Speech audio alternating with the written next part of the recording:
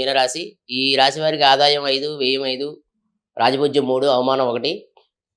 ఈ రాశి వారికి ఈ సంవత్సరం జన్మంలోకి శని ప్రవేశం, అలాగే సంవత్సరాదిలో 6 గ్రహాల కూటమి జరుగుతోంది.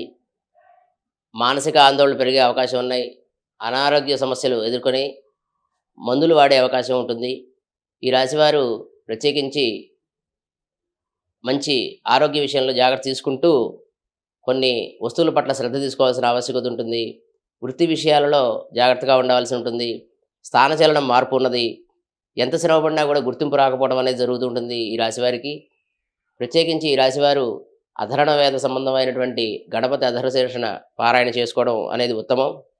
ఎందుకంటే ఈ రాశివారు సప్తమ స్థానంలో కేతు సంచారం, తర్వాత మే 15 నుంచి సింహరాశిలో కేతు సంచారం వీరికి కొంత ఇబ్బంది కలిగే అవకాశం ఉంటుంది.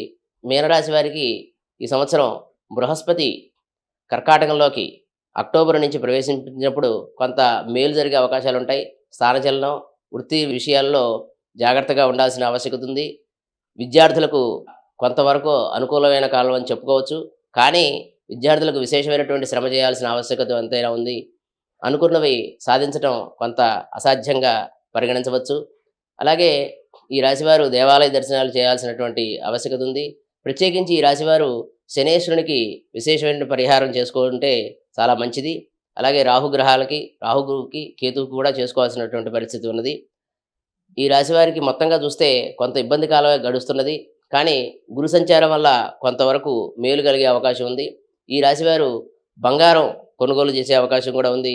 అట్లాగే ఈ రాశివారు గృహం, ఇళ్ల మీదటువంటి ఇన్వెస్ట్మెంట్ అంటే అపార్ట్మెంట్లు ఇలాంటివి కొత్త ఇల్లు తీసుకోవడం, దాని ద్వారా ధనాన్ని పెట్టుబడి పెట్టడం జరుగుతుంది.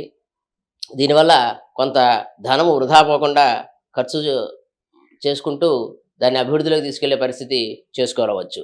మొత్తంగా చూస్తే మీనరాశి వారికి కొంత ఇబ్బందికాలమే నడుస్తుందని చెప్పవచ్చు. కానీ కొన్ని గ్రహాల యొక్క పరిహారం చేసుకోవడం వల్ల మంచి సదవకాశాలు, ఉన్నతమైనటువంటి పరిస్థితిని పొందవచ్చని సూచిస్తున్నాం. జై Gurudatta, Shri Kamakshi. Please subscribe to the channel and download the Politicos app from the links in the description.